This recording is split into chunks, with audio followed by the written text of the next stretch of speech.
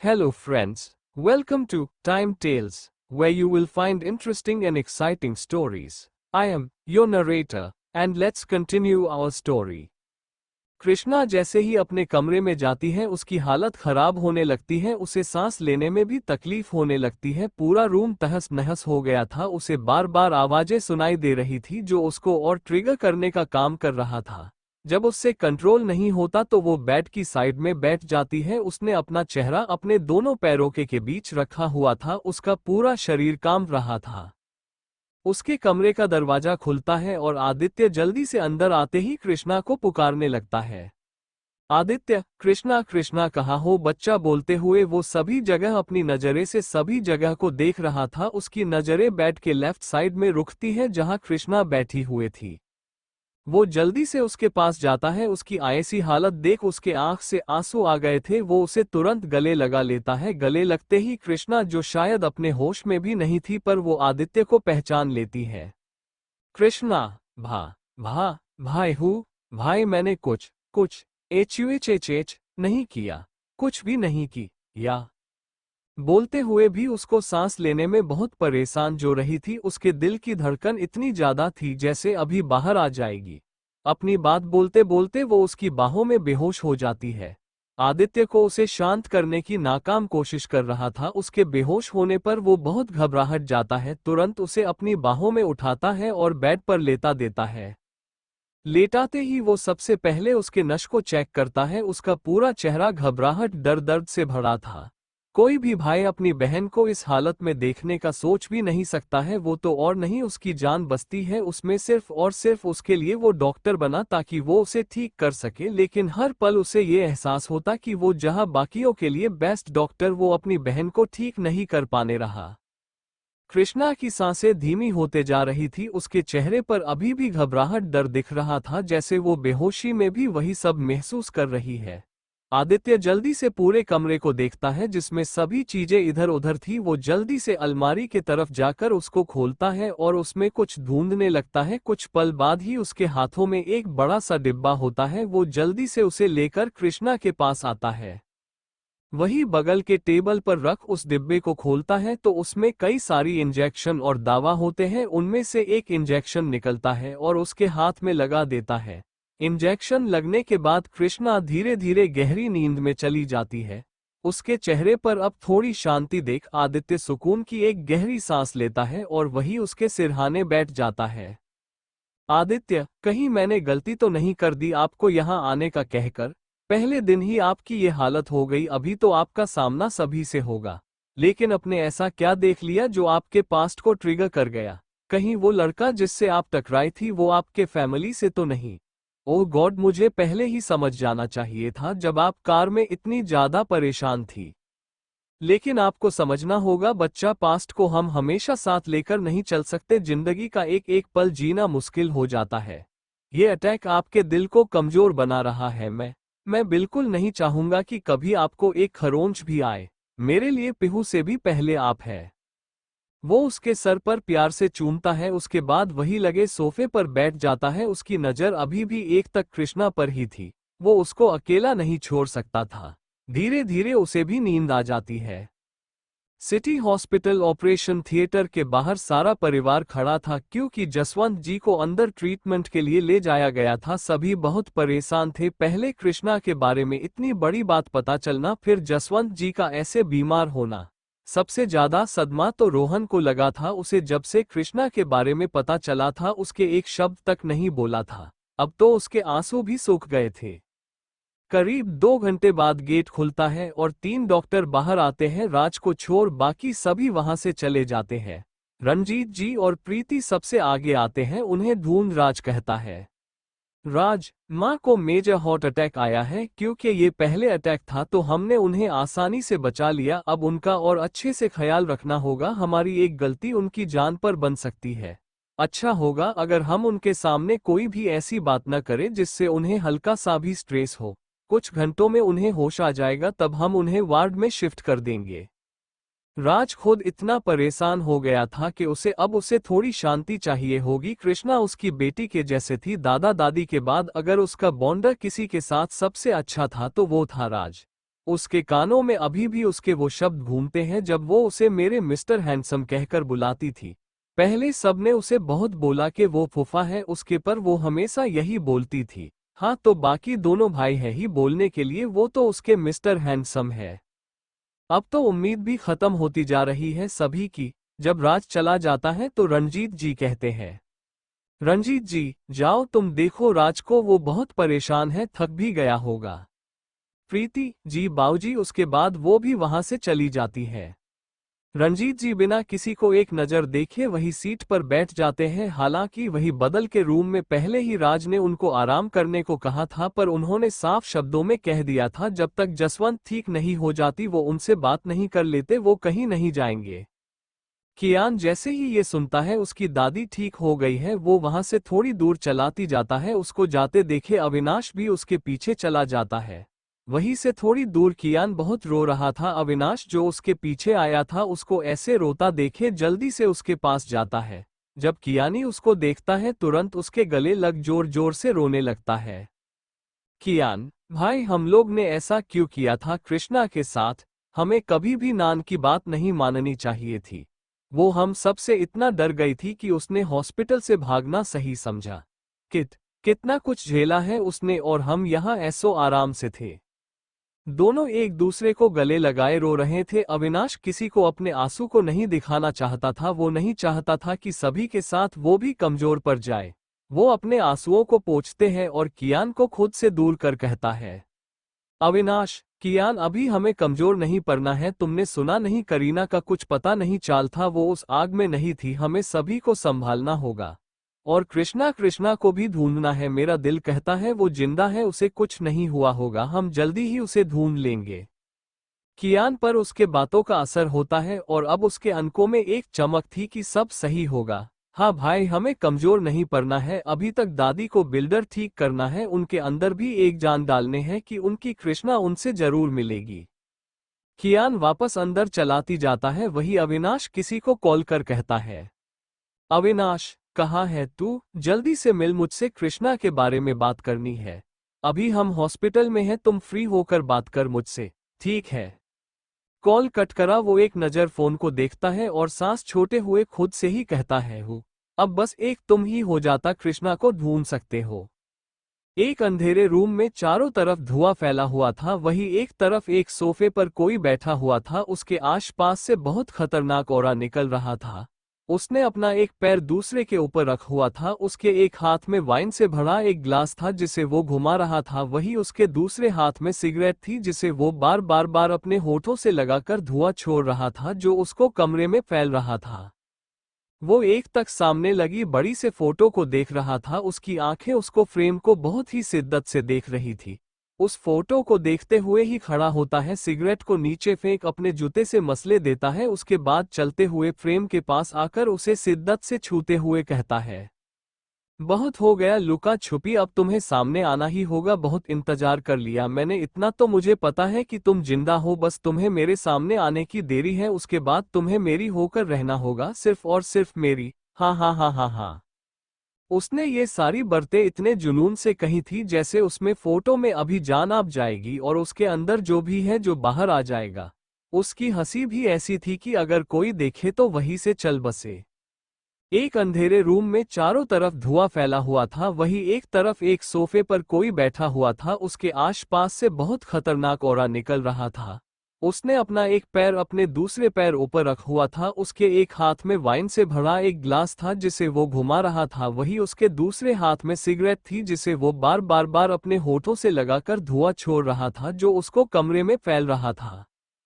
वो एक तक सामने लगी बड़ी से फोटो को देख रहा था। उसकी आंखें उस फ्रेम को बहुत ही शिद्दत से देख रही थी। वो उस फोटो को देखते हुए ही खड़ा होता है, सिगरेट को नीचे फेंक अपने जूते से मसले देता है। उसके बाद चलते हुए फ्रेम के पास आकर उसे शिद्दत से छूते हुए कहता है, बहुत हो गया लुका छुपी, अब तुम्हें सामने आना ही होगा। बहुत इंतजार कर लिया मैंने, इतना तो मुझे पता है कि तुम जिंदा हो, बस तुम्हें मेरे सामने आने की देरी है। उसके बाद तुम्हें मेरी होकर रहना होगा, सिर्फ और सिर्फ मेरी। हाँ हाँ हाँ हाँ हाँ।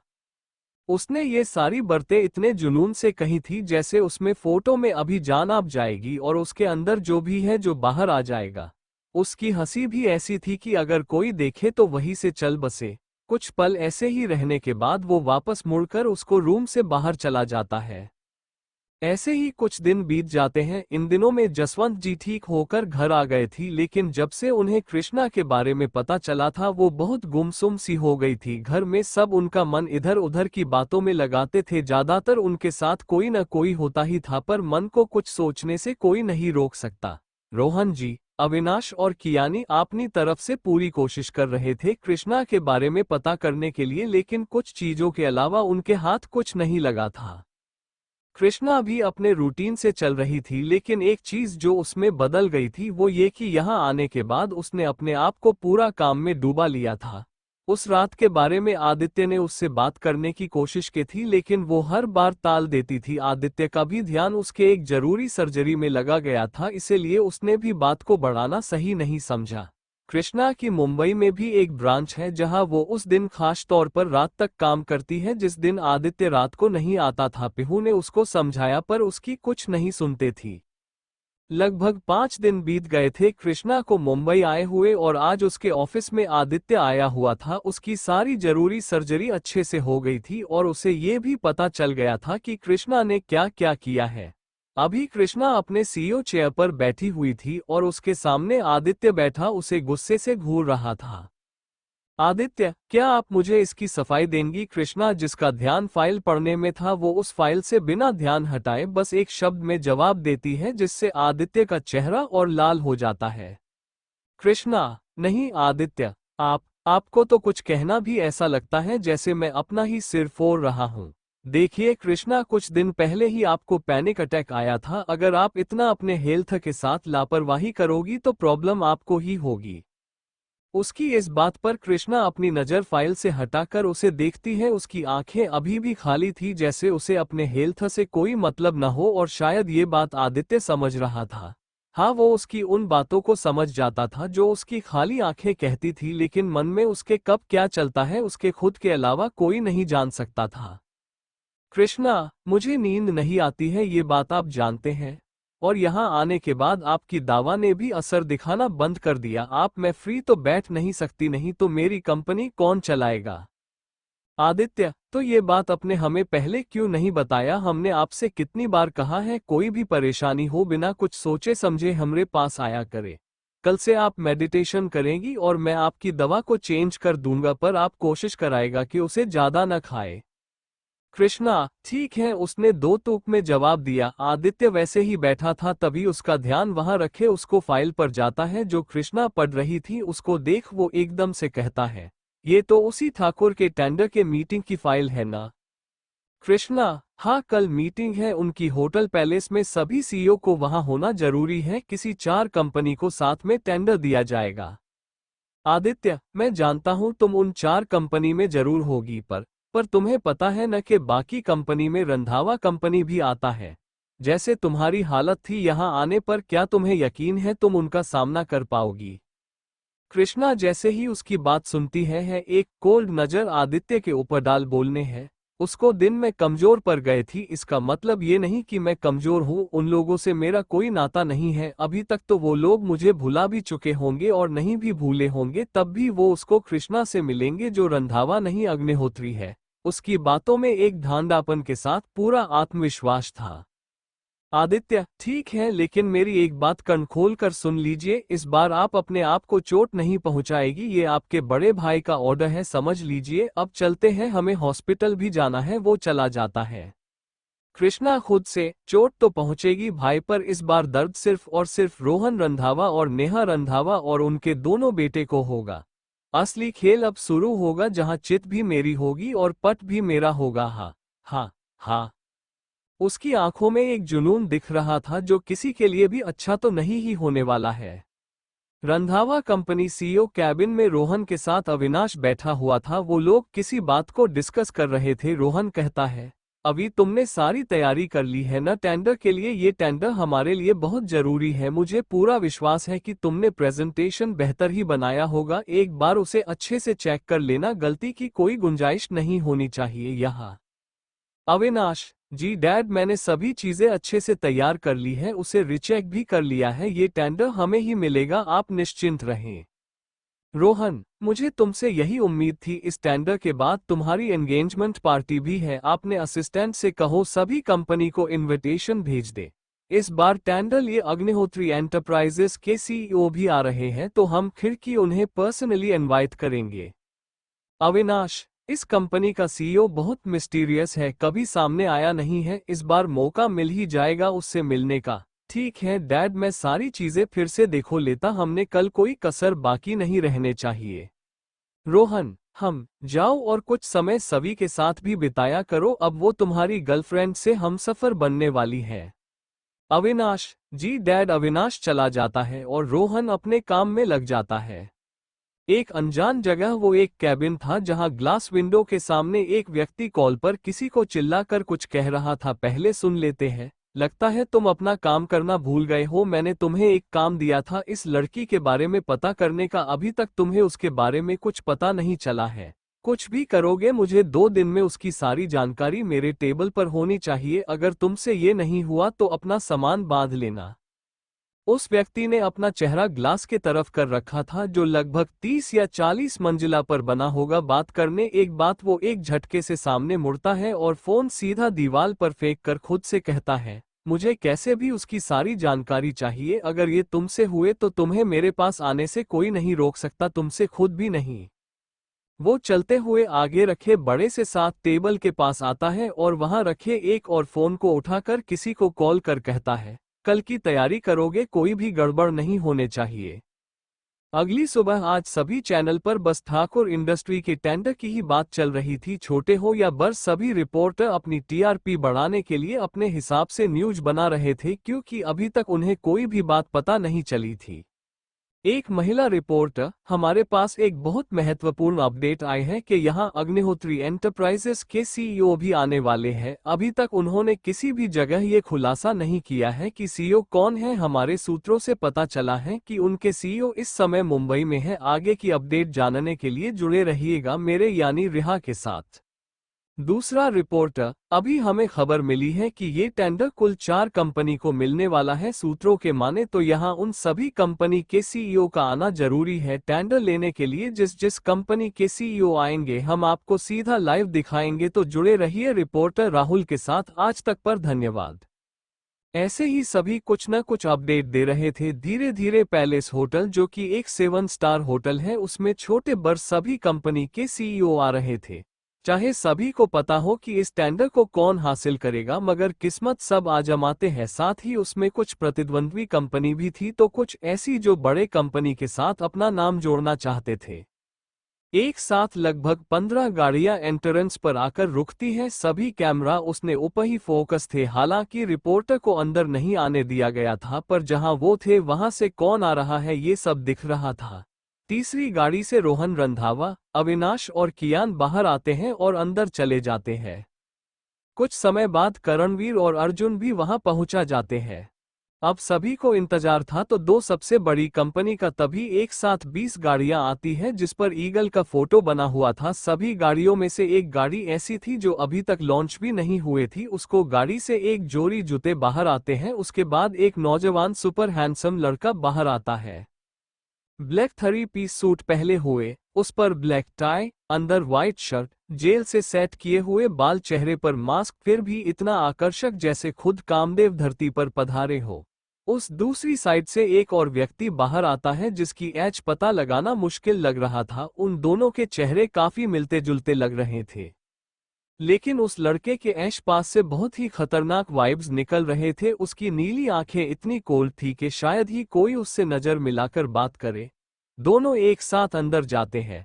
उनके जाने के कुछ पल बाद ही वहां फिर से गाड़ियों का काफिला आ जाता है और इस बार कार से 2 लड़कियां बाहर आती हैं। एक जो आगे चल रही थी, जिसने ब्लैक कलर का बिजनेस सूट पहना हुआ था, उसकी हर एक चाल से एक घमंड गुरूर दिख रहा था। उसके साथ में खड़ी लड़की ने एक फॉर्मल ऑफिस ड्रेस पहन रखा था जो उसके घुटनों तक का था। होटल पैलेस, इस आलिशान होटल के एक प्राइवेट रूम में, जो रूम काम एल बहुत बड़ा हॉल लग रहा था, जैसे उसे मीटिंग्स के लिए ही बनाया हो। अंदर सभी अपनी अपनी जगह पर बैठे हुए थे। सबसे आखिरी कुर्सी खाली थी जिसके टेबल पर प्लेट पर नाम लिखा था अग्निहोत्री एंटरप्राइजेस। वहां आए लोगों में से एक ने सामने हेड चेयर पर बैठे व्यक्ति से कहा, लगता है अग्निहोत्री कंपनी की तरफ से कोई नहीं आने वाला है, आपको मीटिंग शुरू करनी चाहिए। जिसको समय का ध्यान नहीं वो टेंडर और कंपनी क्या ही संभालेगा। वैसे भी आज तक उसके सीईओ को किसी ने नहीं देखा है। मिस्टर ठाकुर कुछ कहते तभी एक झटके के साथ दरवाजा खुलता है और एक लड़की पूरे आत्मविश्वास और एटीट्यूड के साथ चलते हुए अंदर आती है। कृष्णा एक ठंडी नजर उसको व्यक्ति पर डालती है जो यहाँ आने से पहले बकवास कर रहा था और चलते हुए आखिरी खाली कुर्सी पर बैठ जाती है। वही सभी इसे अग्निहोत्री की चेयर पर बैठा देख हैरान हो जाते हैं कि इतनी बड़ी टॉप की कंपनी की सीईओ एक लड़की है। भले ही उसका चेहरा मास्क के पीछे ढाका हुआ था लेकिन वहां बैठे हर एक ने उसका वो ऑरा महसूस किया था। कृष्णा अपने पीछे खड़ी पीहू को अपने हाथ से कुछ इशारा करती है जिसे समझ वो मिस्टर ठाकुर से कहती है, मिस्टर ठाकुर माम अपने समय से यहाँ आए हैं, अभी भी 10 मिनट बाकी है मीटिंग शुरू होने में और अगर किसी का आना बाकी नहीं है तो प्लीज मीटिंग शुरू करिए। मिस्टर ठाकुर अपना सर हाँ में हिलाते हैं और सभी को अपना प्रेजेंटेशन देने बोलते हैं। रूम की लाइट ऑफ हो जाती और प्रेजेंटेशन शुरू हो जाता है। सभी एक से बढ़कर एक प्रेजेंटेशन दे रहे थे। वही जब ई कृष्णा ने रूम में कदम रखा तब से कोई उसे बहुत शिद्दत से घूर रहा था, जैसे अंदर तक जानना चाह रहा हो। उसे के साथ और भी कुछ लोग थे जिनका ध्यान उसे पर था जिसे वो बखूबी समझ रही थी। सबसे ही 3 घंटे बीत जाते हैं। सभी कंपनी ने अपना अपना प्रेजेंटेशन दे दिया था और अब बारी थी मिस्टर ठाकुर की जो ये डिसाइड करेंगे कि कौन सी वो 4 कंपनी होंगी जिन्हें ये टेंडर मिलेगा। मिस्टर ठाकुर जो लगभग 60 साल के होंगे वो खड़े होते हैं और सामने जाकर कहते हैं, मिस्टर ठाकुर मुझे खुशी है कि मेरे कहने पर सभी कंपनी के सीईओ यहाँ मौजूद हैं। सभी ने बहुत मेहनत की है पर जिनका आइडिया मुझे सबसे ज्यादा पसंद आया है वो है अग्निहोत्री एंटरप्राइजेज और खन्ना इंडस्ट्रीज। लेकिन ये टेंडर किन्हीं 4 कंपनी को मिलने वाला है, तो बाकी के 2 कंपनी है जोशी इंडस्ट्रीज और रंधावा कोऑपरेशन। कॉन्ग्रेचुलेशंस आप चारों को। मैं उम्मीद करता हूं कि आप सभी इस बात से सहमत होंगे और अच्छे से अपना काम करेंगे। तो ये मीटिंग यही समाप्त होती है, आप सभी अब जा सकते हैं। सभी उनको बधाई देते हैं और वहां से चले जाते हैं। अब रूम में 10 लोग मौजूद थे। मिस्टर ठाकुर एक आखिरी बार सभी को बधाई देते हैं, फिर कृष्णा के तरफ मुड़ कहते हैं, आपको ये काम यही मुंबई में रखकर पूरा करना होगा, आपको कोई परेशानी तो नहीं। उनके इस सवाल पर पीहू जल्दी से बोलती है, जी नहीं हमें कोई परेशानी नहीं है, हमारा यहाँ ब्रांच है, जब तक ये कॉन्ट्रैक्ट खत्म नहीं हो जाता हम मुंबई में ही रहेंगे। मिस्टर ठाकुर हमें आपसे यही उम्मीद थी, अब आप सभी एक दूसरे से मिलने ले, हमारा असिस्टेंट आपको कॉन्ट्रैक्ट भेज देगा। इतना कह वो अपने असिस्टेंट को कुछ समझाते हुए बाहर चले जाते हैं। सभी की नज़र अब कृष्णा पर थी तो वो अपने कुर्सी से खड़ी होती है और सीधा चलते हुए रोहन के पास जाती है। उसके एक हाथ पॉकेट में थे तो दूसरे बाहर। वो अपनी भूरी आंखों से उन्हें देखती है और अपना एक हाथ आगे बढ़ा कहती है, Krishna congratulations mister Randhawa, it was nice to meet you and I hope you will always remember our meeting. उसकी आंखों में कुछ अलग दिख रहा था जो वो समझ नहीं पाए। रोहन उससे हाथ मिलाते हुए यस ऑफ कोर्स, लेकिन जैसे ही वो कृष्णा से हाथ मिलाता है उसे बहुत बेचैनी होने लगती है। उसे लगता है जैसे वो कोई अपनी हो।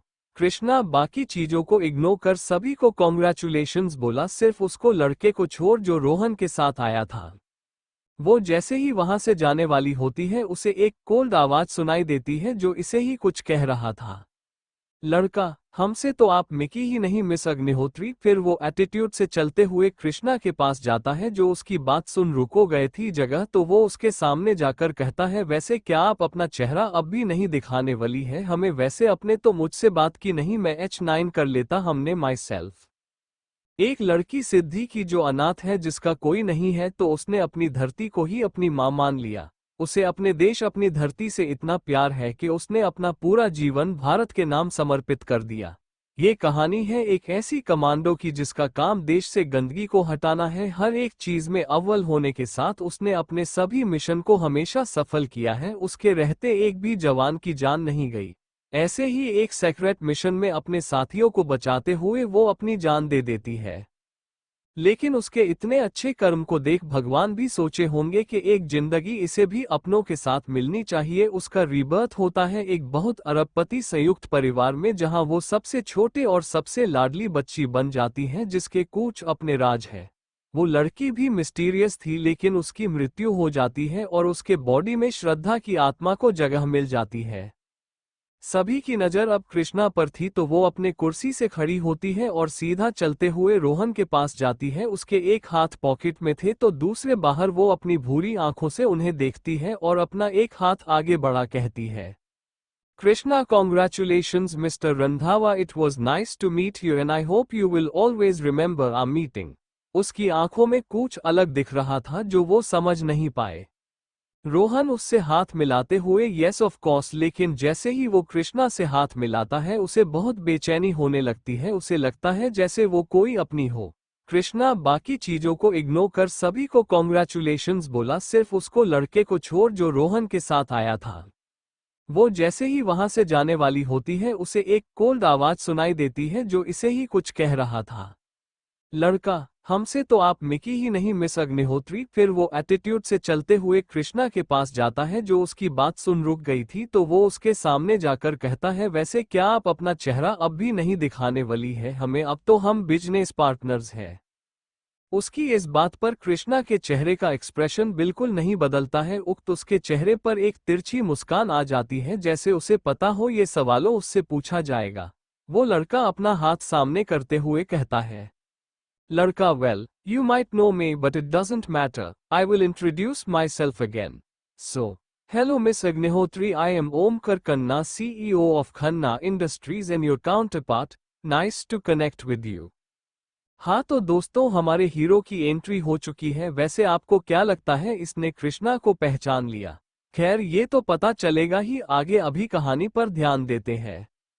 ओम की बात सुन कृष्णा पहले उसके हाथ को देखती है, फिर कुछ सेकंड रुको उससे हाथ मिला कहती है, Krishna, who doesn't know you, specially me, but you don't know me and you should not trust a stranger, especially when the person in front of you is your rival or enemy. And as far as showing my face is concerned, when the right time comes, not only you people but the whole world will see me.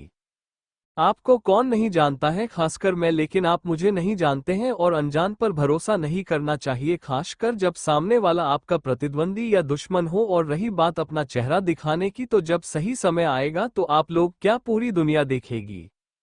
Krishna की आंखें एकदम ठंडी थी, वही ओम उसकी आंखों में ऐसे देख रहा था जैसे उसे पढ़ने की नाकाम कोशिश कर रहा हो। उसकी नीली आंखें कृष्णा की उन भूरी आंखों में ऐसे उलझ गई थी कि उसे अपने आसपास का कुछ होश ही न हो।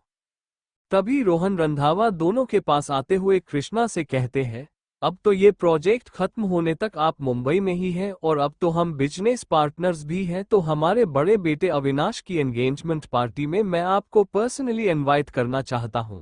मुझे उम्मीद है आप जरूर आएंगी, आप अपने साथ अपनी फैमिली को भी जरूर लेकर आएगा। कृष्णा, वेल, मैं कोशिश जरूर करूंगी, आपने पर्सनली तो मुझे कहा है। फिर सभी को देख अगर आपके सवाल जवाब हो गए हो तो। रोहन, ओह हाँ हाँ जाइए। कृष्णा बिना दोबारा उन्हें देख अपने चश्मे को लगाते हुए बाहर चली जाती है। जाते हुए उसके भाव शून्य थे, लेकिन होठों पर एक रहस्यमय मुस्कान थी जो किसी अच्छे के लिए तो नहीं ही होने वाले थे। बाहर आते ही पिहू जो उसके पीछे थी वो उससे कहती है, कृष्णा, तुम तो किसी पार्टी में नहीं जाती हो, तो आज क्या हुआ जो तुमने हाँ कहा? क्या तुम्हारा जाना सेफ रहेगा? कृष्णा, तुम उसकी चिंता मत करो, जब तक मैं नहीं चाहती कोई मेरा एक बल भी बाका नहीं कर सकता। और है कुछ वजह जिसको जानना तुम्हें जरूरी नहीं है, अभी काम का समय है तो वही करो। अंदर रूम में अविनाश, पापा, आपको वो कुछ जानी पहचानी नहीं लग रही थी, मुझे ऐसा लगा जैसे मैं उसे बहुत अच्छे से जानता हूँ। रोहन, हाँ, हमें भी एक अपनेपन का एहसास हुआ। कोई नहीं, अभी तो और मुलाकातें होंगी, जान जाएंगे। चलिए सभी, अब वैसे भी लंच टाइम हो गया है तो वो भी कर लेंगे। सभी बाहर चले जाते हैं। उसको होटल में वीआईपी और वीवीआईपी के लिए अलग से एरिया बना हुआ था जो कांच का था, जहां अंदर से बाहर देखा जा सकता था पर बाहर से अंदर नहीं। सभी बाहर चले गए थे, सिर्फ ओम को छोड़कर जो कुछ सोच रहा था। ओम खुद से कहता है, अगर जैसा मैं सोच रहा हूँ वैसा हुआ तो टायरों हो जाओ मेरी कैद में आने के लिए। किसी को कॉल कर ऑर्डर देते हुए कहता है, अपनी स्पेशल टीम को कहो मिस अग्निहोत्री के बारे में पूरी इन्फॉर्मेशन निकालकर मुझे भेजे। उसकी आंखों में एक जुनून दिख रहा था। कुछ पल बाद वो भी बाहर वहां आता है। कृष्णा की कार में अग्निहोत्री ऑफिस होटल से 1 घंटे की दूरी पर है। अभी वो पीछे की सीट पर बैठी हुई थी। उसकी आंखें बंद थी। तभी उसे घाटी की आवाज सुनाई देती है। उसकी आवाज सुन वो बाहर देखती है, जहां थोड़ी दूर एक बड़ा सा मंदिर होता है। उस मंदिर को देखते कृष्णा के आंखों के सामने एक खूबसूरत पल आ जाता है। एक छोटी 5 साल की बच्ची अपनी दादी के साथ मंदिर की सीढ़ियां चढ़ते हुए बार बार सवाल पूछ रही थी। बच्ची, दादी ये टोन ता मंदिर है दादी, ये सिद्धि विनायक मंदिर है, यहाँ गणेश जी रहते हैं। बच्ची, ओ वही न दिनते पास वो भले वाले हाथी की सूल है। दादी, हाँ वही, ये नहीं बच्चों के दोस्त होते हैं, तुम अच्छे से पूजा करोगी न तो ये तुम्हें पढ़ाई में भी मदद करेंगे। बच्ची, तो ये बच्चों की हल वित्त पुली करते हैं दादी। हाँ बच्चा। बच्ची, तो ये मुड़े दूसरे माँ पापा दे देंगे क्या? उस छोटो बच्ची के इस सवाल पर उसकी दादी चुप हो जाती है। तभी कृष्णा का ध्यान दोबारा घंटी की आवाज से टूटता है तो वो ड्राइवर को कार मंदिर के तरफ लेने को कहती है। मंदिर के सामने रुक वो एक तक उसे देखते हुए अंदर जाने लगती है। सीढ़ियां चढ़ते हुए वो ऊपर जा ही रही थी कि सामने से ऊपर जा रही एक औरत का पैर फिसल जाता है और वो गिरने लगती है। तभी क्या होगा जब कृष्णा अपना चेहरा सभी को दिखाएगी? क्या कृष्णा पार्टी में जाएगी? क्या वो औरत बच पाएगी? अब आगे कृष्णा जब सिद्धिविनायक मंदिर को देखती है तब उसके आंखों के सामने एक लम्हा आ जाता है, जहां एक 5 से 6 साल की बच्ची और उसकी दादी मंदिर के अंदर जाते हुए बात कर रही थी। वो बच्ची अपनी दादी के साथ मंदिर की सीढ़ियां चढ़ते हुए बार बार सवाल पूछ रही थी। बच्ची, दादी ये टोन ता मंदिर है दादी, ये सिद्धि विनायक मंदिर है, यहाँ गणेश जी रहते हैं। बच्ची, ओ वही न दिनते पास वो भले वाले हाथी की सूल है। दादी, हाँ वही, ये ना बच्चों के दोस्त होते हैं, तुम अच्छे से पूजा करोगी न तो ये तुम्हें पढ़ाई में भी मदद करेंगे। बच्ची, तो ये बच्चों की हल वित्त पुली करते हैं दादी। हाँ बच्चा। बच्ची, तो ये मुड़े दूसरे मम्मा पापा दे देंगे क्या? उस छोटी बच्ची के इस सवाल पर उसकी दादी चुप हो जाती है। तभी कृष्णा का ध्यान दोबारा घंटी की आवाज से टूटता है तो वो ड्राइवर को कार मंदिर के तरफ लेने को कहती है। कार मंदिर के सामने रुकती है तो कृष्णा और पिहू बाहर निकलते हैं। पिहू के लिए ये नया नहीं था क्योंकि कृष्णा भोलेनाथ के बहुत बड़ी भक्त थी। कृष्णा पहले मंदिर के दूसरे तरफ जाकर पूजा का सामान लेती है, उसके बाद अंदर जाने लगती है। इस वक्त उसकी आंखें बहुत शांत थी। वो सीढ़ियों से चढ़ते हुए ऊपर जाने लगती है। उसके कुछ दूर आगे एक औरत जो थोड़ी बूढ़ी थी बहुत धीमे धीमे आगे बढ़ रही थी। देखने से वो थोड़ी कमजोर लग रही थी। कृष्णा जो उनके कुछ दूर आ गए थी उसका ध्यान उस औरत पर जाता है। तभी वो देखती है कि उस औरत का पैर अचानक फिसल जाता है, जिसके वजह से उनके हाथ में जो पूजा की थाल थी वो नीचे गिर जाता है, साथ में वो भी गिरने वाली होती है। तो कृष्णा जल्दी से आगे बढ़ उनको अपने एक हाथ से थाम देती है। अब ऐसा था कि कृष्णा ने अपने एक हाथ से उस बूढ़ी औरत को थमा हुआ था, वही अपने दूसरे हाथ में वो पूजा की थाल थी जो उसने अभी लिया था। इस समय कृष्णा ने अपना मास्क नहीं पहना हुआ था, जिससे उसका वो बेदाग गोरा चेहरा दिख रहा था। जैसे ही कृष्णा ने उसको औरत को पकड़ा, उसकी आंखें जो शांत थी उसमें एक सुकून की लहर दौड़ने लगती है। उसके गले से अचानक निकलता है, दादी। वो औरत जो कृष्णा के बाहों में थी, जिनकी आंखें डर के कारण बंद थी, सामने से दादी सुन उन्हें अपनेपन का एहसास होता है। जो एक झटके के साथ अपनी आंखें खोले हैं तो सामने एक सुंदर सा चेहरा दिखता है, जिसके चेहरे पर एक मासूमियत थी। अभी वो उसके गाल पर हाथ रख कहती है, कृष्णा। कृष्णा की बाहों में कोई और नहीं जसवंत जी थी। उनका मन नहीं लग रहा था, इसीलिए उन्होंने जिद कर मंदिर जाने के लिए कहा। नेहा भी उनके साथ आने को कह रही थी, पर उन्होंने ये कहकर माना कर दिया कि वो कुछ समय अकेले मंदिर में रहना चाहती है, इसीलिए वो ड्राइवर के साथ आ गई। कृष्णा जो अपनी दादी को देख रही, इतने सालों बाद अपनी दादी को अपने सामने देखो, उसकी आंखें नम हो गई थी। इस सुकून के लिए वो कितना तड़पी है, वो इतने सालों में वो आज उसे महसूस हो रहा था। अगर भगवान पर विश्वास तो वो कभी भी अपने भक्त को निराश नहीं करते। आज शायद उनका मिलना लिखा था। अगर कोई अभी कृष्णा को ईख ले तो सदमे में चला जाए। जिस लड़की के चेहरे पर कितने सालों से किसी ने सुकून नहीं देखा, वो मासूमियत नहीं देखी, वो अभी उसके सामने दिख रहा था। कृष्णा का ध्यान तब टूटता है जब जसवंत जी सीधा खड़ी होती है तो वो उन्हें अच्छे से खड़ा करती है और प्यार से पूछती है, दादी क्या आप ठीक हैं, आपको कहीं लगी तो नहीं? जिस पर जसवंत जी जवाब देती है, न नहीं मैं ठीक हूं, पर पूजा की थाल गिर गई।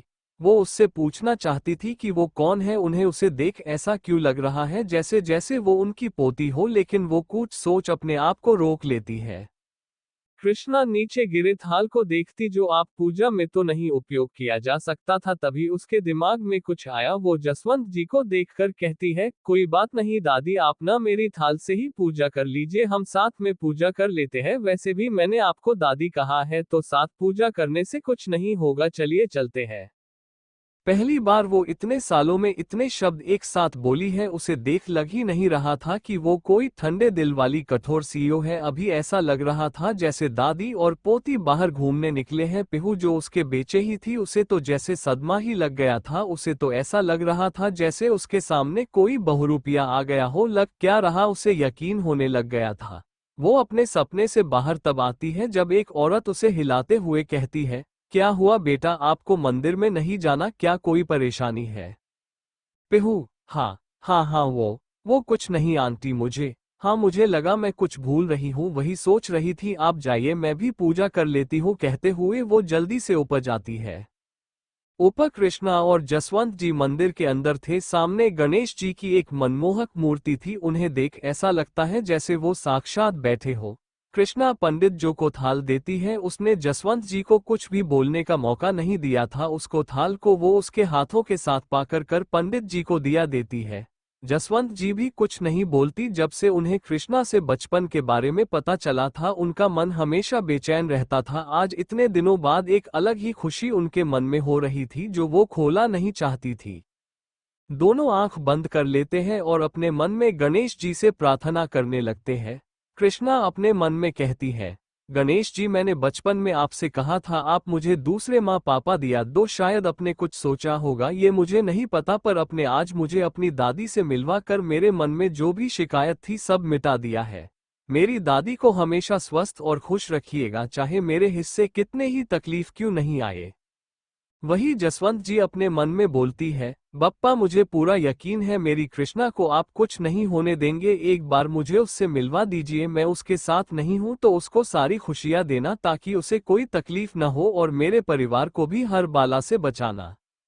दोनों ही एक दूसरे के लिए खुशियां मांग रहे थे। जहां एक को पता है कि सामने उसकी दादी है, वही दूसरे को अंदाजा भी नहीं कि जो उनके दिल का टुकड़ा है वो उनके सामने उनके साथ है। दोनों अपना पूजा करते हैं और पार्षद लेकर वहां से वापस एक खुले जगह पर आ जाते हैं। कृष्णा को कुछ पल और बिताना था अपनी दादी के साथ। वो सोच रही थी कि वो क्या बात करे, तभी सामने से जसवंत जी उसके गाल पर हाथ रख पूछती है, जसवंत जी आप बहुत प्यारी हो, आपको देख मुझे किसी अपने की याद आती है, ऐसा लगता है जैसे वो आप ही हो। वैसे क्या मैं इस प्यारी सी बच्ची का नाम जान सकती हूँ? कृष्णा का मन गदगद हो जाता है जब वो ये सुनती है कि उसकी दादी को वो अब भी याद है, उसके एहसास अभी भी उनके जहन में बसे हुए हैं। वो उन्हें देख कहती है, मेरा नाम कृष्णा है। जसवंत जी कृष्णा। उनके मुंह से अपना नाम सुन जो कृष्णा महसूस कर रही थी, जो लफ्जों में बयां करना मुमकिन नहीं था। इतने सालों बाद लग रहा था जैसे उसके नाम में जान आ गई हो। कितना सुकून उसके मन को मिला जब उसने उनके मुंह से अपना नाम सुना। उसके होठों पर एक मनमोहक निश्चल मुस्कान तैर रही थी। वो आप सच में दिल से खुश थी। वही कोई था जो उसकी उस हर एक पल की तस्वीरें अपने कम में कैद कर रहा था। जसवंत जी क्या तुम्हारा नाम भी कृष्णा है? कृष्णा कहना तो चाहती थी कि वो उनकी कृष्णा है, उनकी कृषु, पर अभी सही समय नहीं है। ये सींच वो अपना मन मार लेती है। हाँ हमारा नाम कृष्णा है, क्या किसी और का नाम भी है क्या? जसवंत जी हाँ मेरी पोती का नाम भी कृष्णा है, वो भी आपके जैसी ही है, पर वो न खो गई है, उसकी आंखें भी आपके जैसे भूरी है। कृष्णा कोई बात नहीं, जब तक वो मिल नहीं जाती आप मुझे ही अपनी पोती नाम लीजिए, मेरी भी कोई दादी नहीं है। जसवंत जी जरूर, क्यों नहीं, इतनी प्यारी बच्ची को कोई छोड़ना चाहेगा क्या? आपके माँ बाप बहुत नसीब वाले होंगे जिनकी इतनी प्यारी बच्ची है।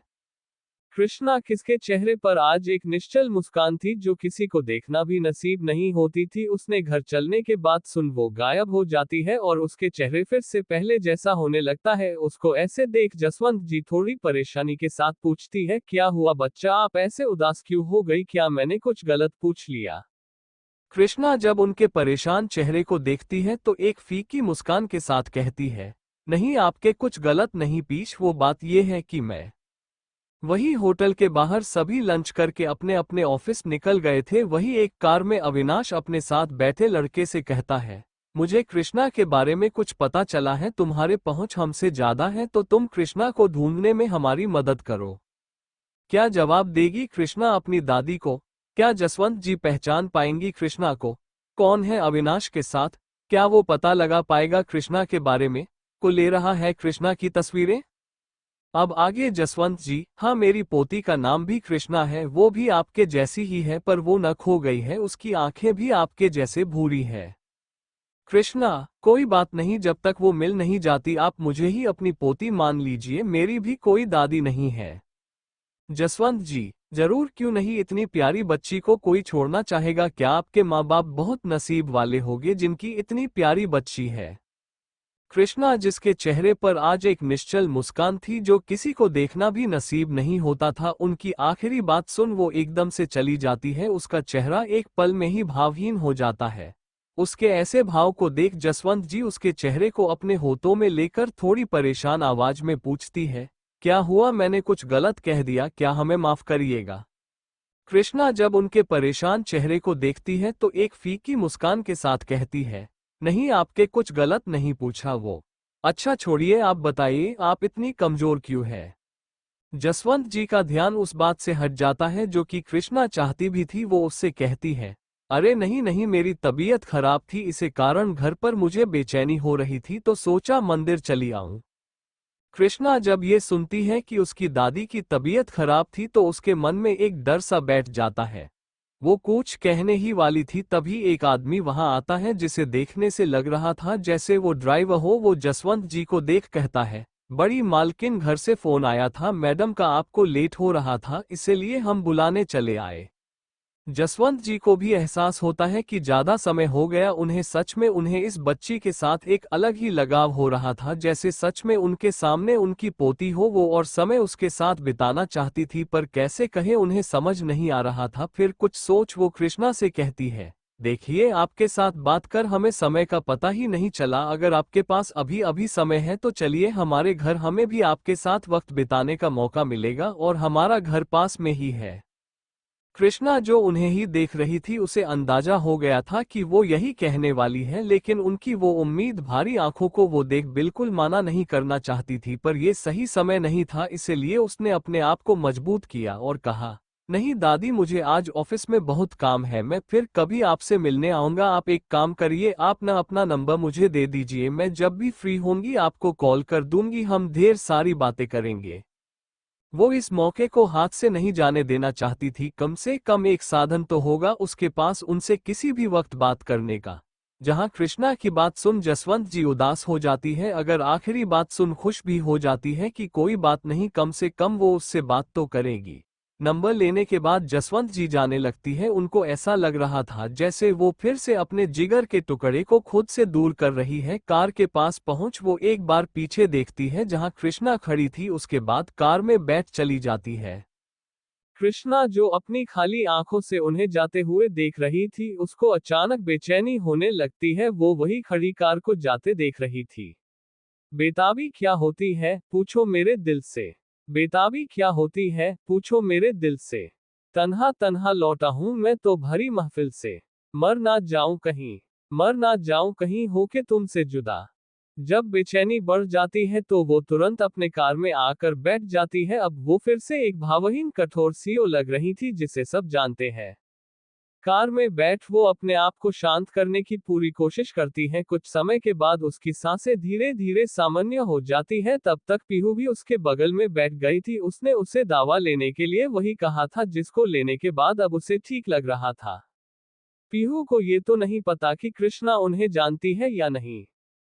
पर उसने उसे इतना खुश, उसकी इतनी प्यारी मुस्कुराहट नहीं देखी थी। उसके मन में भी बहुत सवाल थे जिसका जवाब उसे कृष्णा से तो नहीं मिलने वाला था। वो एक नज़र अपने फोन को देखती है, फिर उसको बंद कर साइड में रख देती है।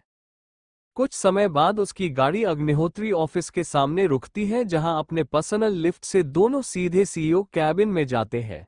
कृष्णा पीहू को कुछ कम देकर अपने कैबिन से बाहर भेज देती है। उसके बाद किसी को कॉल कर बोलती है, मैंने तुमसे रंधावा फैमिली पर नजर रखने कहा था न, वहां क्या हो रहा है क्या नहीं, एक एक पल की खबर पता करने को कही थी। तो जसवंत रंधावा के बारे में तुम्हें मुझे क्यों नहीं बताया? उसकी आवाज मौत सी ठंडी थी सामने वाले इंसान की, तो जैसे सांसें ही रुक गई। सामने से डरी हुई आवाज आती है, माफ कराएगा बॉस, मुझे लगा सिर्फ उसको घर के आदमियों पर नजर रखनी है। कुछ दिन पहले जसवंत रंधावा को हार्ट अटैक आया था। फिर वो सारी बात बताने लगता है। कृष्णा जैसे जैसे उसकी बात सुन रही थी, उसकी आसपास का ऑरा उतना ही भयानक होते जा रहा था। उसकी आंखें वापस से हरी हो रही थी। वो कॉल रखती है और अपने सिर को चेयर के पीछे रख देती है। अपनी उंगलियों से चेयर के हाथों पर बार बार टैप कर रही थी। वहीं दूसरी तरफ कार में अविनाश अपने पास बैठे लड़के से कहता है, हमें कृष्णा के बारे में कुछ पता चला है। उसके बाद वो फाइल उसे दे देता है। तुम्हारी पहचान हमसे बहुत आगे तक है। मैं चाहता हूं तुम अंडरवर्ल्ड की पावर से कृष्णा को ढूंढने की कोशिश करो। मुझे पूरा यकीन है वो जिंदा है। ओम। उसके बगल में कोई और नहीं, ओमकार खन्ना बैठा हुआ था। अविनाश उसे से फोन पर बात कर बुलाती रहा था। ओमकार को अंडरवर्ल्ड में किंग के नाम से जाना जाता है, जो अच्छों के लिए अच्छा और बुरे के लिए मौत के हद तक बुरा था। ओम उस फाइल को देख बस इतना ही कहता है, हम ठीक है। उसने कहा तो था, पर उसकी आंखें उसका साथ नहीं दे रही थी। उसमें एक ऐसी चमक, एक ऐसा राज था जो उसके अलावा किसी को नहीं पता थी। अविनाश उसका बेस्ट फ्रेंड होने के बाद भी उसको जान नहीं पाया था कि आखिर वो है क्या। क्या करेगा अब ओम? क्या वो ढूंढना कृष्णा को, या है कुछ और उसके मन में? क्या करेगी अब कृष्णा? क्या वो मिलेगी अपनी दादी से दोबारा? अब आगे अविनाश के ये कहने पर कि वो कृष्णा को ढूंढने में मदद करे, ओम बस अपने हाथ में पड़े उस फाइल को देखते हुए कहता है, हम ठीक हैं, मैं अपने आदमियों से कह दूंगा। उसकी ये बात उसकी आंखें से मेल नहीं खा रही थी। उसकी आंखें में एक शैतानी चमक थी, एक पागलपन था जो किसके लिए और क्यों था ये तो वही जनता था। अविनाश अपने ऑफिस के सामने उतारने जाता है और कार आगे बढ़ जाती है।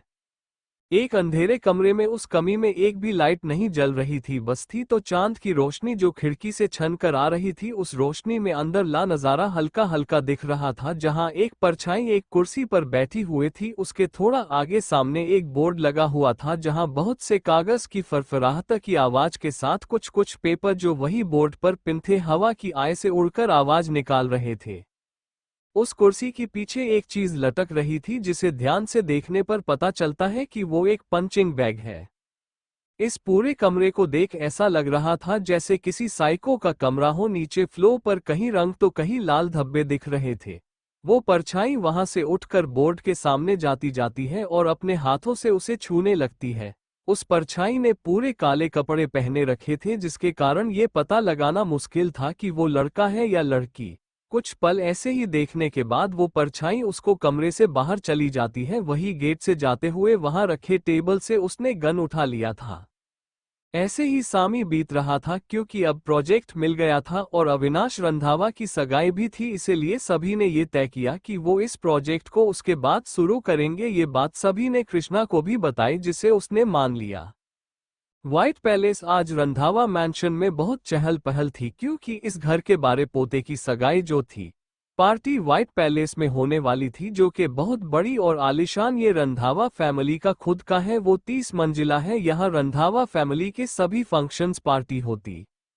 व्हाइट पैलेस जो मुंबई के अल्टामाउंट रोड में स्थित है, यह एक बहुत ही आलीशान और सुरक्षित स्थान है, जो अक्सर रंधावा परिवार के महत्वपूर्ण आयोजनों के लिए उपयोग किया जाता है। व्हाइट पैलेस में कई आलीशान सुविधाएं हैं, जैसे कि एक प्राइवेट सिनेमा, एक टेनिस कोर्ट, एक स्विमिंग पूल, एक जिम और अन्य सुविधाएं। यह एक बहुत ही सुंदर और आलीशान जगह है, जो दुनिया के सबसे महंगे और आलीशान घरों में से एक है। सभी सर्वेंट या वर्कर्स कुछ न कुछ कम में लगे पड़े, वही नेहा रंधावा जो हर एक कम को बारीकी से देख रही थी। शाम 7 बजे से धरे धरे सभी गेस्ट आने शुरू हो गए थे। सभी बिजनेसमैन अपनी बेटियों को भी अपने साथ लेकर आए थे ताकि इतने बड़े बड़े बिजनेसमैन के बच्चों में से किसी को भी वो पसंद आ जाए तो उनका तो कल्याण हो जाएगा। इतने बड़े बिजनेसमैन होने पर कोई दुश्मन न हो, ऐसा तो हो नहीं सकता। जब भी कोई आगे बढ़ता है तब तब उनसे जलने वालों की संख्या बढ़ती जाती है। कुछ लोग ऐसे भी लोग वहां मौजूद थे जिन्होंने कृष्णा को बहुत कुछ कहा हुआ था। इसके बारे में किसी को पता है या नहीं तो कोई नहीं जानता। मीडिया भी वहां बाहर मौजूद थी, उनको अंदर जाने की इजाजत नहीं थी। जो भी पिक्चर्स होंगे उसके लिए सिर्फ कुछ मीडिया वालों को अंदर भेजा गया था, बाकी बाहर के फुटेज ले रहे थे। एक साथ कई गाड़ियां वहां आती हैं जिसमें से एक लेटेस्ट एडिशन की गाड़ी से ओम उतरता है, जिसे देख सभी लड़कियां आहे भरने करती हैं। भले ही ओम का आधा चेहरा मास्क से ढका हुआ था, फिर भी को कामदेव से कम नहीं लग रहा था। उसने आज ब्लैक कलर का 3 पीस सूट पहनावे हुआ था जिसके अंदर व्हाइट शर्ट के साथ ब्लैक टाई कैरी किया हुआ था। कुल मिलाकर किसी को घायल करने के लिए उसके एक झलक ही काफी है। उसके पीछे वाले कार से रोहन और ऋतु खन्ना बाहर आए हैं। रोहन एक एक्टर था जिस पर लड़कियां आज भी दीवानी है। उसकी एक भी फिल्म फ्लॉप नहीं हुई है। उन तीनों के अंदर जाने के बाद जिंदल परिवार भी आ जाता है। जहां अर्जुन ने ग्रे कलर का 3 पीस सूट पहनावे हुआ था, उसकी स्माइल इतनी प्यारी होती है कि किसी का भी उस पर दिल आ जाए। वही सिया ने एक स्टारप्लस लेवलेस डार्क ग्रीन कलर का गाउन पहना हुआ था जो देखने से ही कस्टम मेड लग रहा था। अर्जुन और सिया अपने पेरेंट्स के साथ नहीं आए थे क्योंकि वो सब अंदर ही थे। दोनों अंदर चले जाते हैं। अंदर एक भव्य और आलीशान सजावट की गई थी। इंटर करने के साथ ही एक गुलाबी और सफेद गुलाबों का एक जादुई जंगल बनाया गया है। गुलाबों के बीच से एक रास्ता बना हुआ है जिसे गुलाबी और सफेद पंखुड़ियों से सजाया गया है। छत से लटकते हुए मोतियों और फूलों की लताएं इस सपने जैसी सजावट को और भी खूबसूरत बनाती है। ये सजावट एक परी कथा जैसी मन को मोहने वाली सजावट कहना एकदम सही है। पूरा फ्लो फूलों की खुशबुओं से फैला हुआ था। आगे जाते ही जहां बैठने की व्यवस्था थी वहां भी एक बहुत सुरुचिपूर्ण और आकर्षक सजावट किया हुआ था जिसमें सफेद रंग और कुछ गुलाबी रंगों का प्रमुखता से उपयोग किया गया है। फूलों की व्यवस्था एक सुरम्य मार्ग बनाती है जो मेहमानों को एक सपने जैसी दुनिया में ले जाती है। लटकती हुई रोशनी और मोमबत्तियां इस जादुई वातावरण को और भी बढ़ाती है। वहीं कुछ दूरी पर गोल आकार का टेबल लगा हुआ था जिस पर महंगे शोपीस रखे हुए थे। टेबल के चारों तरफ आरामदायक कुर्सियां लगी हुई थी। दोनों साइड से रास्ता बना हुआ था जो आगे स्टेज की तरफ जा रहा था, जिसमें सफेद फूलों और क्रिस्टल लैंप से पूरा स्टेज और उसके चारों तरफ की सजावट हुई थी। छत से लटकते हुए क्रिस्टल लैंप और फूलों की लताएं एक सपने जैसा माहौल बनाती है। फर्श पर बिछी सफेद और गुलाबी फूलों की पंखुड़ियां जो ग्लास स्टेज के चारों तरफ बिछी हुई थी। लगभग सभी मेहमान आ चुके थे तभी अविनाश आते हुए दिखा है, जिसे देख वहां खड़ी सभी लड़कियां देखते ही रह जाती हैं। पर अब वो उसे अपना बनाने के बस सपने ही देख सकती थी। उसकी होने वाली मंगेतर जो उसके बगल में थी, उसने एक गुलाबी रंग का 3 पीस सूट पहनावे हुआ था जिसके साथ व्हाइट शर्ट और पिंक टाई थी। उसके साथ ही उसके हाथों में हाथ डाले सभी, जिसने एक रॉयल व्हाइट प्रिंसेस गाउन पहना हुआ था। बल खुले हुए थोड़े कर्ली थे, साथ ही सिर पर एक प्यारा सा टियारा था जिसका रंग भी व्हाइट था। दोनों चलते हुए स्टेज पर जाते हैं। उनके वहां पहुंचने पर सभी फैमिली मेंबर भी आ जाते हैं। रोहन रंधावा माइक लेकर सभी को अभिवादित करते हुए कहता है, I am truly grateful to each and every one of you for joining us on this joyous occasion for my son. Your presence fills my heart with warmth and appreciation. Today, we celebrate my son's engagement, and I would also like to take this opportunity to announce a significant change within Randhawa Corporation. Effective immediately, I am handing over the reins of the company to my son, Avinash. From this day forward, please direct all your attention and inquiries to him, as from now everyone will see Avinsh and not me as CEO. आज मेरे बेटे के इस खास दिन पर आप सभी का यहाँ आना मेरे लिए बहुत ही खुशी की बात है। आप सभी का दिल से स्वागत है। आज मेरे बेटे की सगाई है और साथ ही मैं एक और घोषणा करना चाहता हूँ कि अब से मैं रंधावा कॉर्पोरेशन की बागडोर अपने बेटे अविनाश को सौंप रहा हूँ। अब से सभी लोग मुझसे नहीं बल्कि अविनाश को CEO के रूप में देखेंगे। उनकी बात खत्म होने के साथ ही वहां तालियों की गड़गड़ाहट गूंज उठती है। मुहूर्त का समय हो गया था, इसलिए नेहा किसी को अंगूठी लाने को कहती है। तभी कोई मैं गेट से अंदर आता है तो सभी का ध्यान वहां चला जाता है जहां से एक लड़की और एक लड़का हाथों में हाथ डाले अंदर आ रहे थे। लड़की ने क्रीम और गोल्डन मिक्स कलर का off shoulder Ivory ball gown पहना हुआ था, साथ ही एक मास्क भी। उसमें उसका गोरा रंग और खिल रहा था उसकी स्टाइल, आत्मविश्वास सब इतना परफेक्ट था जैसे कोई अप्सरा खुद धरती पर आए हो। उसने अपने बलों का एक सुंदर सा बन बनाया हुआ था जिससे उसका लुक और निखर के आ रहा था। सभी लड़कों की नज़र तो उस पर से हट ही नहीं रही थी। सभी ये सोचने पर मजबूर थे कि कोई इतना खूबसूरत कैसे हो सकता है। कुछ की आंखों में हवस भी दिखने लगी थी, लेकिन जैसे ही सबकी आंखें उसकी भूरी आंखों से मिलती हैं, उनमें इतनी हिम्मत ही नहीं बचती कि वो उसे और घूर सके या अपनी गंदी नज़र भी उस पर डाले। लड़कियां को जल भूलकर लाल हो रही थी। उसके साथ में खड़े ने मरून रंग का एक 3 पीस सूट पहनावे हुआ था जिसमें उसकी स्माइल ने चांद चांद लगा दिया था। दोनों चलते हुए अंदर आते हैं। वही कोई था जो उसको लड़की को अपनी जुनून भारी नजरों देख रहा था। जैसे जैसे दोनों अंदर आ रहे थे, सभी ये जानना चाह रहे थे कि ये कौन है।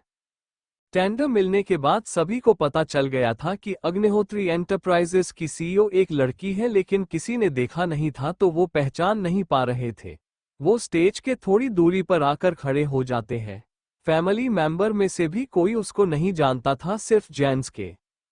कोई ऐसा भी था वहां जो उसको लड़की को गौर से देखो रहा था, शायद पहचानना चाह रहा था। तब तक अंगूठी भी आ जाती है तो रणजीत जी सभी का ध्यान अपने तरफ लाते हुए कहते हैं, जल्दी करो मुहूर्त निकाल जाएगा। अविनाश और सभी अंगूठी लेते हैं। पहले अविनाश पहनाता है। रिंग पूरी डिमांड की थी जिसकी निकासी बहुत बारीकी से की गई थी। उसके बाद सभी अंगूठी पहनावे हैं जो उसको रिंग का ही जोड़ा था, जिसमें एक डिजाइन बना हुआ था जिसमें छोटे छोटे डायमंड लगे हुए थे। अंगूठी पहनाते ही वहां तालियों का शोर गूंज उठता है। तभी स्टेज पर एक आवाज सुनाई देती है, कृष्णा, जो किसी को तो नहीं पर स्टेज पर खड़े सभी को सुनाई देती है, जिससे सभी हैरान हो जाते हैं। कौन है वो लड़का और लड़की? कौन सी उसे इतनी जुनून से देख रहा है? किसने कहा कृष्णा? क्या बवाल होने वाला है? Thank you for joining me on this storytelling journey. If you enjoyed today's story, make sure to give this video a thumbs up and share it with your friends. Don't forget to hit the subscribe button and the bell icon so you never miss an update. We have many more exciting stories coming your way, and trust me, you won't want to miss them. Until next time, keep dreaming and keep believing in the magic of stories. See you in the next part.